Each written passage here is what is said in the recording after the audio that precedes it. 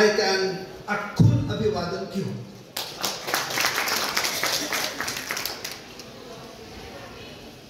नंदुरबारला आल्यानंतर आणि साहित्य संमेलनात बोलत असताना अनेकांनी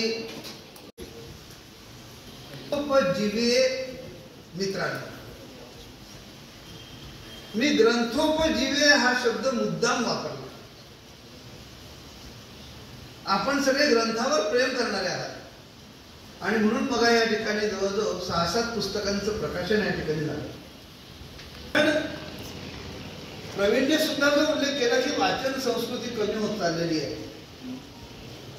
चिंता आहे, पण जिथे चिंता आहे त्या ठिकाणी अशा प्रकारचे जेव्हा युवक साहित्यिक असतात आणि की खऱ्या अर्थाने ग्रंथावर प्रेम करणारे, आपण केवळ भाषण ऐकण्यासाठी आलेले श्रोते नाही किंवा सभागृहाची शोभा वाढवायची आहे, संख्या वाढवायची म्हणून आलेले आहात असे नाही, तर सर्वार्थाने वाचन करणारे, वाचनातून स्वतःला समृद्ध करून घेणारे असे ग्रंथोपजीवे श्रोते आहात.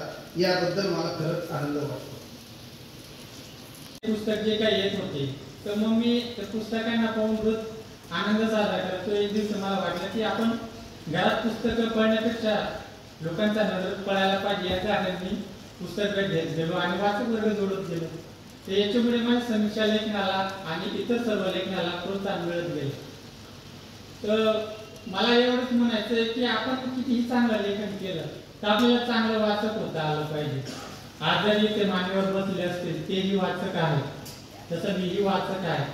पण जो एक नवीन वर्ग असतो त्यांना मार्गदर्शक लाभत नाही. नवीन येत्या वर्गाला वाचक वर्ग लाभत असतो पण मार्गदर्शक लाभत नाही. तर मला असं वाटतं की आपण आहे ना पुस्तकांचं बोध धरून चाललं पाहिजे. कारण शब्दांच्या अरण्यात किंवा ग्रंथालयाच्या अरण्यात हरवून जाण्याचा जो आनंद असतो ना तो काही वेगळाच असतो. शेवटी जाता जाता मी पुस्तके नावाची एक कविता सादर करतो जी श्री सार्वजनिक वाचनालयाच्या सन्मानार्थ मी सादर करत आहे. पुस्तक नावाची कविता आहे. पुस्तके. पुस्तके घरात विचारून येत नाही. पुस्तके घरात विचारून येत नाही, त्यांना आणावं लागतं. ते उगाच वेळ घेत नाही, त्यांना समजावं लागतं. पुस्तके घरात विचारून येत नाही, त्यांना आणावं लागतं. ते उगाच वेळ घेत नाही, त्यांना समजावं लागतं. पुस्तकांना आवडत नाही जास्त काळ कपाटात बसून राहायला. पुस्तकांना आवडत नाही जास्त काळ कपाटात बसून राहायला. त्यांना तर आवडतं फक्त प्रत्येकाच्या मनापर्यंत जायला. ते करतात मनाच्या फांदीवर घात.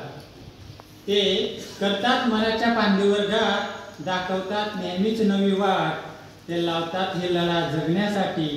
त्यांना हवा असतो स्पर्श टवटवीत राहण्यासाठी. पुस्तकांना असतं नाव त्यातच असतो त्यांचा स्वभाव. पुस्तकांना असतो नाव त्यातच असतो त्यांचा स्वभाव. जिथेही जातात मन रमवतात.